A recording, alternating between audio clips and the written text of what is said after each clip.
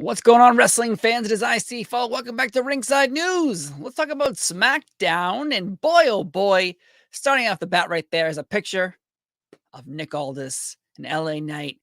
In Public Enemies podcast pretty much says what is going to happen.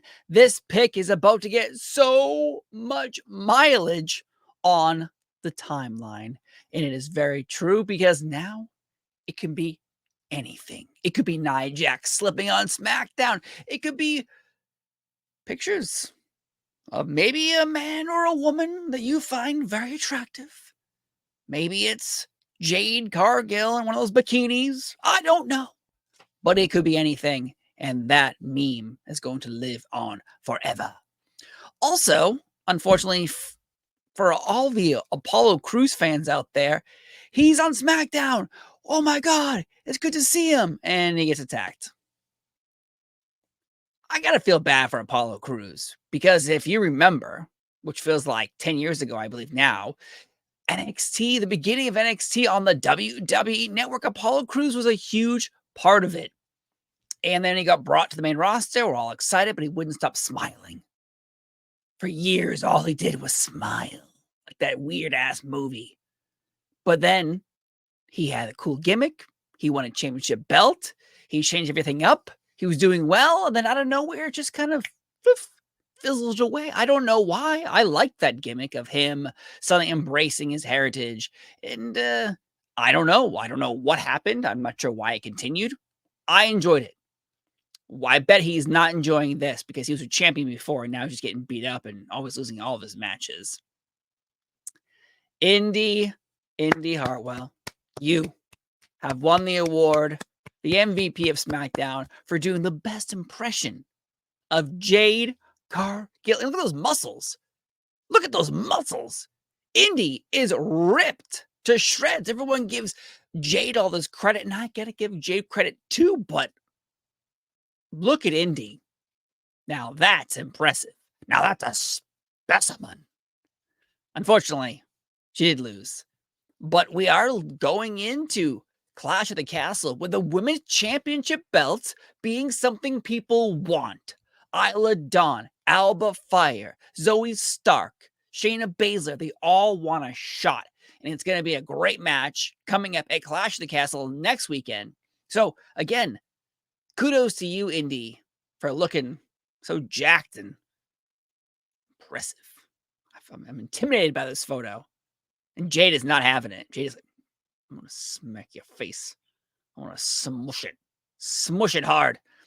Now, listen. We all must feel bad for Paul Heyman right now, right? We must. Because this man is clearly suffering. This isn't just emotional, spiritual, sexual. It could be so many different things that end in oh.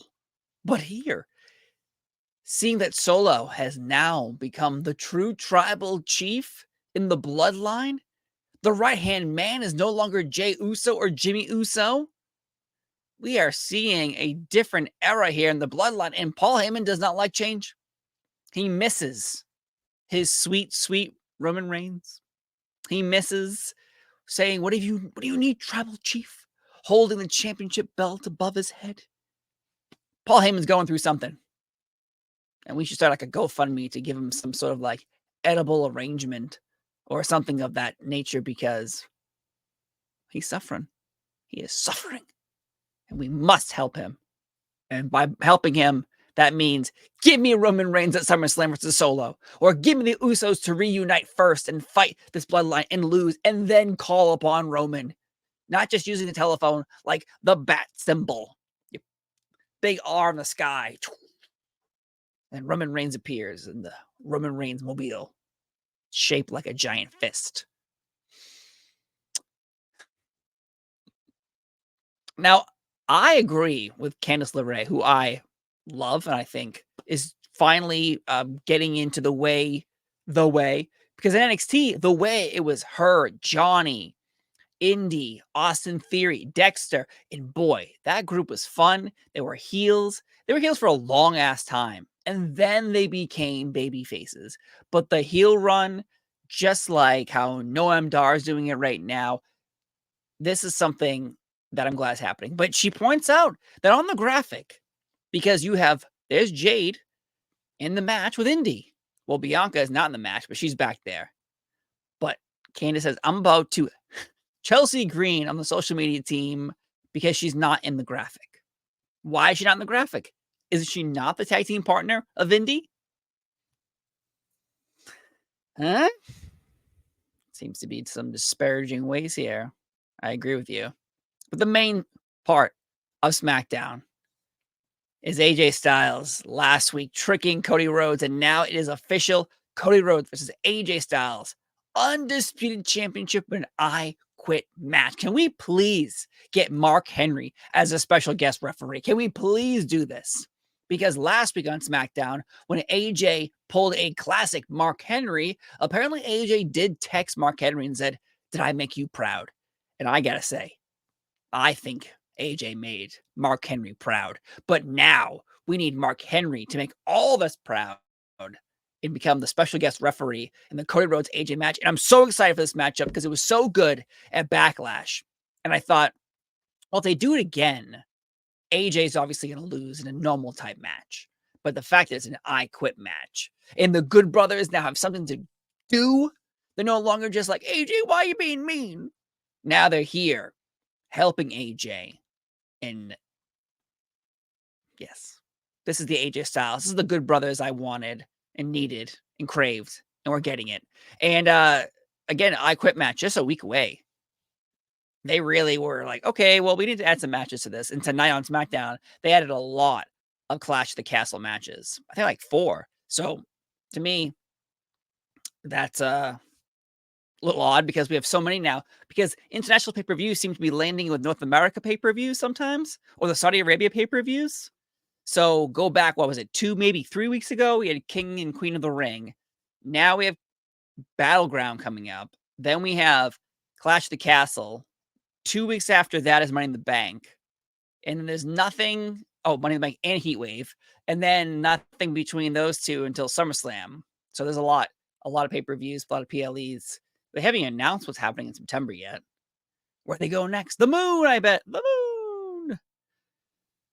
Man, Carmelo Hayes is not pulling his punches here. After he had a good outing against Cody Rhodes, when his first big SmackDown moment, and then he botched some words last week, which is fine because we all make mistakes.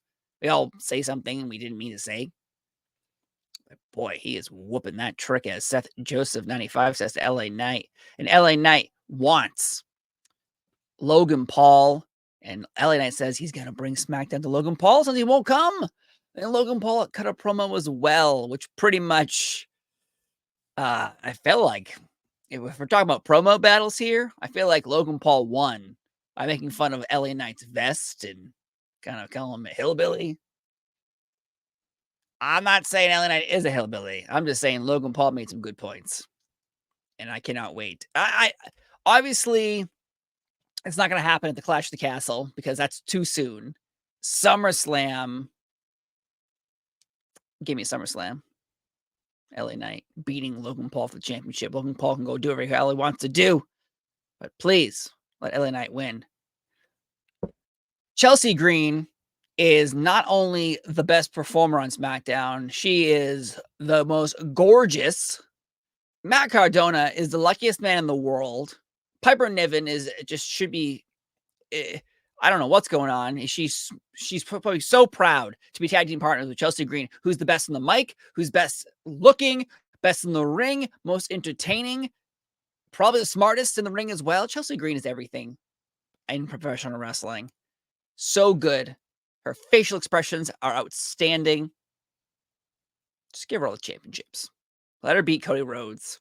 Let Chelsea Green beat Damian Priest. Let Chelsea Green become tag team champions with Piper Niven, the men's and the women's. Bring back the light heavyweight championship, the European championship, the hardcore championship, the TV title.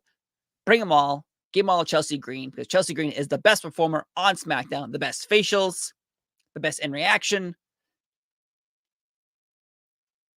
Obviously, obviously, the other stuff.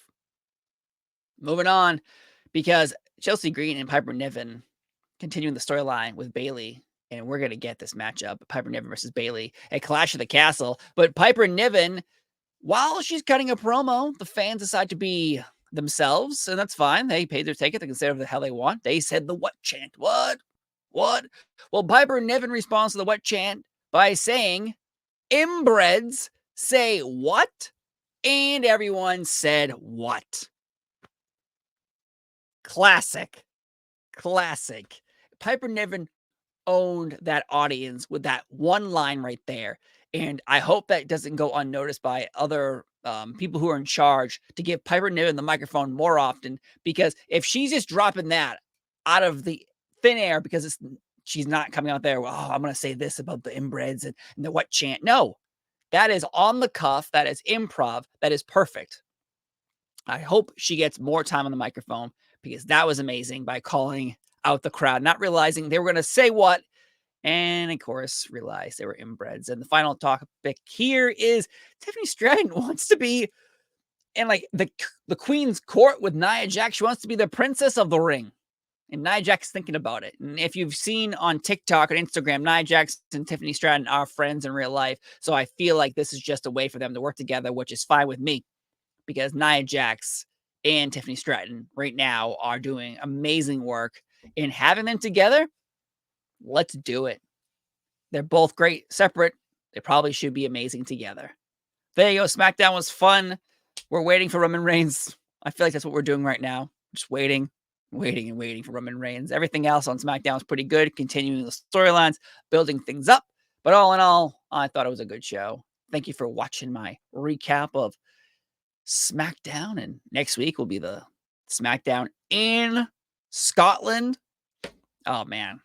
That should be exciting. Well, have a good one, and I'll see you next time.